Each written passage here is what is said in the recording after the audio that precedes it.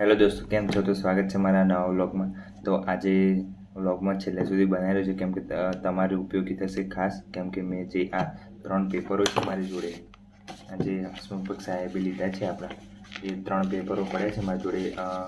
તલાટી, કોન્સ્ટેબલ અને junior clerk, આ 3 પેપરોનું મેં એનાલિસિસ કર્યું છે.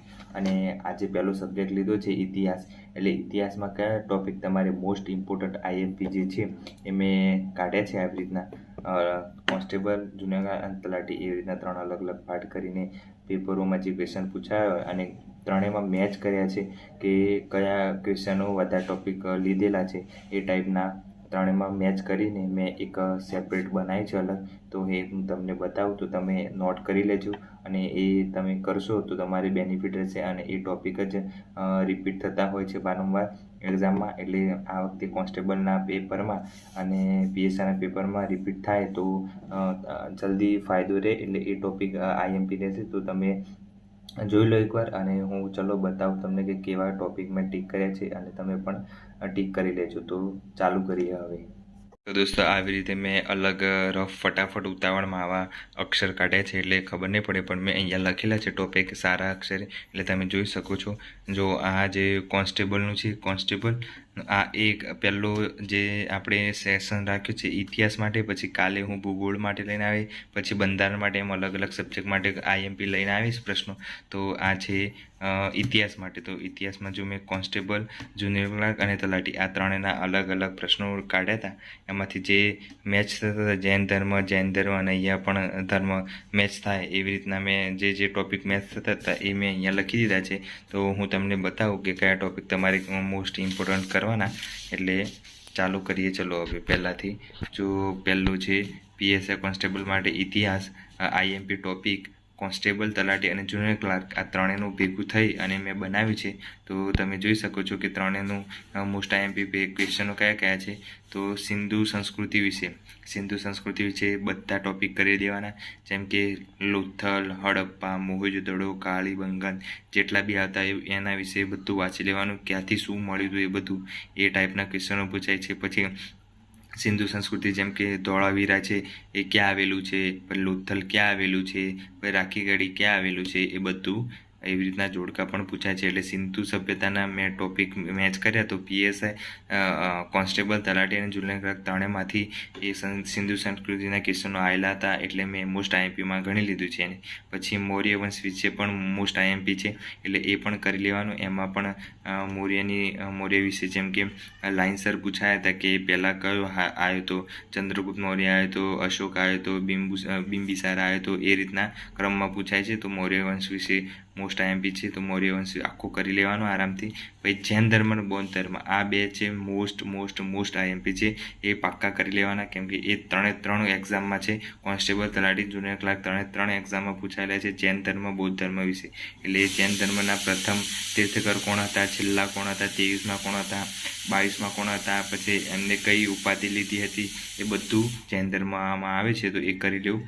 પછી વિદેશી યાત્રાળુ, જેમ કે જે ફાહિયાન, પછી હ્યુએન સાંગ, ઇત્સિંગ જે આવ્યા હતા એ ક્રમમાં પૂછાયા હતા, તો એ પણ કરી લેવા, કેમ કે એ પૂછાય છે વારંવાર. એટલે અને એમને કઈ કૃતિઓ લખી હતી, હેરોડ્સ હિસ્ટોરિકા કોણે લખી હતી, એવી રીતે યાદ રાખી લેવાનું. પછી વિદેશી ક્રાંતિકારીઓ, એ વિદેશી ક્રાંતિકારીઓ પણ તૈયાર કરી લેવાના, જેમ કે શામજી કૃષ્ણ વર્મા, મેડમ ભીખાજી કામા, એ બધા હતા વિદેશી ક્રાંતિકારીઓ, તો એમના વિશે પણ પૂછાય છે. તો એ ક્વેશ્ચન 2 એક્ઝામમાં પૂછાયો હતો, કોન્સ્ટેબલમાં પૂછાયો હતો, જુનિયર ક્લાર્કમાં પૂછાયો હતો, એટલે એ પણ કરી લેવા.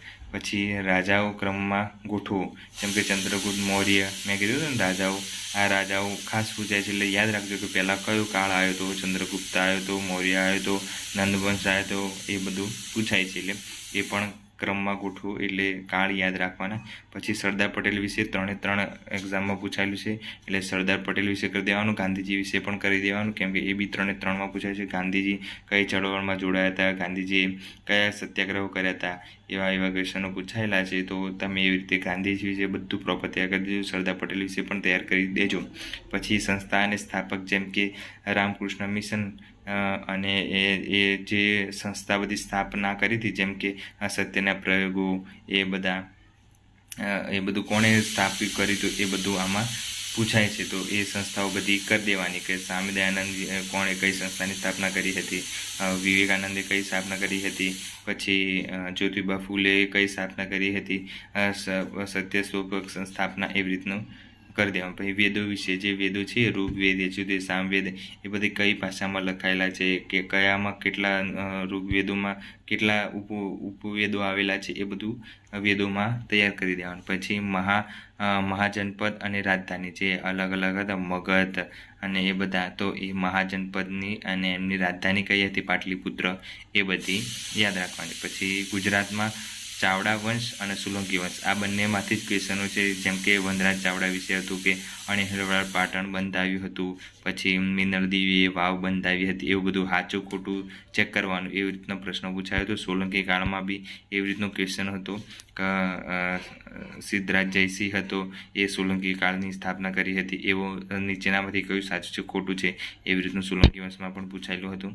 પછી 1857 વિપ્લવ જે થયો હતો એના વિશે માહિતી બહુ 3 પેપરમાંથી મળી આવી છે, તો એ તમે કરી શકો છો. 1857 પછી સાતવાહન વંશ છે એના વિશે પણ 2 એક્ઝામમાં પૂછાયેલું છે. તલાટી અને જૂનો ક્લાર્ક બંનેમાં સાતવાહન વિશે છે, તો એ કરી લેવો. દક્ષિણના રાજા જે હતા બધા એ કરી લેવાના. દક્ષિણના રાજાના ક્વેશ્ચનો બહુ છે એટલે એ કરી દેવાનું, અને અલગથી આપ્યું છે સિલેબસમાં દક્ષિણના રાજા, એટલે દક્ષિણના રાજા મોસ્ટ ઇમ્પોર્ટન્ટ છે. પછી સત્યાગ્રહો જે થયા બધા ગાંધીજીએ કર્યા હતા, એ સત્યાગ્રહો કરી લેવાના. સરદાર પટેલે કર્યા હતા, એ સત્યાગ્રહો કરી લેવાના. એટલે એ સત્યાગ્રહો ક્રમમાં ગોઠવો, એમ કહે છે કે શું કહેવાય, ખેડા સત્યાગ્રહ, બારડોલી સત્યાગ્રહ, પછી ચંપારણ સત્યાગ્રહ, એ બધા ક્રમમાં ગોઠવો તો સાલ સાથે ક્રમમાં યાદ હોવા જોઈએ કે પહેલાં કયું થતું કયું નહીં, એ એટલે સત્યાગ્રહ પણ પૂછાય છે. પછી યુરોપિયન પ્રજા ક્રમમાં ગોઠવો, પહેલાં યુરોપિયન પ્રજા કોણ આવ્યા હતા, અંગ્રેજો આવ્યા હતા કે ડચ આવ્યા હતા કે પોર્ટુગીઝ આવ્યા હતા, એવી રીતે એ ક્રમ યાદ રાખવાનો, એટલે એ પણ પૂછાય છે. પછી મુગલ કાળ વિશે મોસ્ટ આઈએમપી મુગલ કાળમાં પૂછાય છે, 3 એક્ઝામમાં છે, એટલે મુગલ કાળ કરી દેવું, એ પણ આઈએમપી છે. રચના અને રચયિતા, જેમ કે પૃથ્વી રાસો કોને રચ્યું હતું, તો ચંદ્રપદાય, એવી રીતના જે રચના કરી હોય ગ્રંથની, એ રીતે યાદ રાખવાનું. એટલે આટલા ટોપિક હતા જે મને યોગ્ય લાગ્યા એટલે મેં અહીંયા લખી દીધા. બાકી તો તમે જોઈ શકો છો કે કેટલું બધા ક્વેશ્ચનો પૂછાયેલા છે, આ મેં લખ્યા છે એમાં. તો ક્વેશ્ચન બહુ બધા પૂછાય છે, પણ તમે આ રીતના જે છે મારી જોડે, તો તમે જોઈ શકો છો. આટલે ઉપરથી લો એટલે તમને બધું આવી જાય, જોઈ લો એકવાર. તમારે સ્ક્રીનશોટ લેવો હોય તો બી લઈ શકો છો, એટલે આરામથી તમે આ તૈયાર કરી શકો છો. મેં જેટલા કીધા ટોપિક એટલા તમે કરી દેવાના, અને આ જે વધારાના ક્વેશ્ચનો છે એ મેં લખ્યા છે. તમારે જોતા હોય તો હું કાલે આ અપલોડ કરી દઈશ સારા અક્ષરે લખીને, તો તમે કોમેન્ટ કરજો, જોઈતા હોય તો હું લખી દઈશ, બાકી તો ના જોતા હોય તો કંઈ કામનું નથી. તો આટલા બધા ક્વેશ્ચનો કાઢ્યા છે મેં, તો એ રીતના આ મોસ્ટ આઈએમપી કેટલા 19 ટોપિક થાય છે, તો 19 ટોપિક તમે કરી લેશો તો બેનિફિટ જ છે. તો આવી રીતનું બધું હતું. તો દોસ્તો આ ખાલી એક જ સબ્જેક્ટ માટે હતું, ઇતિહાસ માટે, અને ઇતિહાસમાં તમે આટલા મોસ્ટ આઈએમપી ટોપિક કરી દેજો, કેમ કે મારા ખ્યાલ મુજબ આ ક્વેશ્ચનો બધા રિપીટ જ થતા હોય છે, એટલે મેં આ ટીક કરી દીધા છે અને લખી પણ દીધા છે. હું પણ આવી રીતે બધા જે ક્વેશ્ચનો 19 નીકળ્યા છે ટોપિક, એમાંથી જ કરવાનો છું, અને તમે પણ આ મેં કર્યું એવી રીતે કરી શકો છો. અને નેક્સ્ટ હું ભૂગોળ કાં તો બંધારણ, તમે કોમેન્ટ કરજો કયા સબ્જેક્ટ જોઈએ છે આઈએમપી, તો એ કાઢીશ. અને આ 3 પેપરો છે મારી જોડે, આ 3 પેપરો છે, તો એમાંથી હું કાઢું છું ક્વેશ્ચનો. તો એમાં કયા કયા મેચ થાય છે એ મોસ્ટ આઈએમપી થશે, અને કેવી રીતના ક્વેશ્ચનો આવે છે એ પણ હું તમને બતાવીશ કાલે, એટલે ધ્યાનથી તમે વાંચી શકો છો અને જોઈ શકો છો, અને આટલા જેટલા ક્વેશ્ચનો બતાવે એ તૈયાર કરી શકો છો. તો એકવાર તમને હું બતાવી દઉં કે કેવા ક્વેશ્ચન આવે છે. કઈ કોન્સ્ટેબલનું પેપર છે, તો તમે જોઈ શકો છો કે જૈન ધર્મ વિશે આ કીધું છે કે જૈન ધર્મના પ્રથમ તીર્થંકર મહાવીર સ્વામી, એ ખોટું. પછી જૈન ધર્મના પ્રથમ તીર્થંકર વૃષભદેવ, એ સાચું છે. 21મા તીર્થંકર નેમિનાથ, પછી 23મા તીર્થંકર પાર્શ્વનાથ, એ રીતના આવા ક્વેશ્ચનો આવે છે ઇતિહાસમાં. પછી એક બીજો ક્વેશ્ચન બતાવો, આ મૌર્ય વિશે. આ જો ચંદ્રગુપ્ત મૌર્ય વંશની સ્થાપના, બિંદુસારના આ રાજા હતો, અશોક આ વંશનો રાજા હતો, કલિંગ યુદ્ધ અશોકનું હૃદય પરિવર્તન થયું હતું. એટલે આવા ક્વેશ્ચનો પૂછાય છે, એટલે મેં આ તમને બતાવ્યું કે કેવી રીતે તૈયારી કરવાની, એટલા માટે મેં આ ક્વેશ્ચનો કાઢ્યા છે.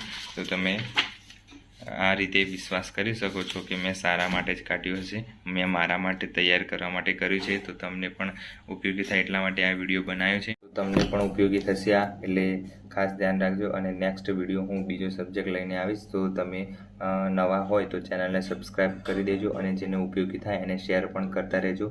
અને આવી રીતે તમે સપોર્ટ કરતા રહેશો તો આગળ નવા વિડીયો હું લેતો આવીશ અને તમે ઉપયોગ થશે એ રીતે જ આ વિડીયો બનાવતો રહીશ. અને મળીએ નવા બ્લોગમાં. Bye bye, take care.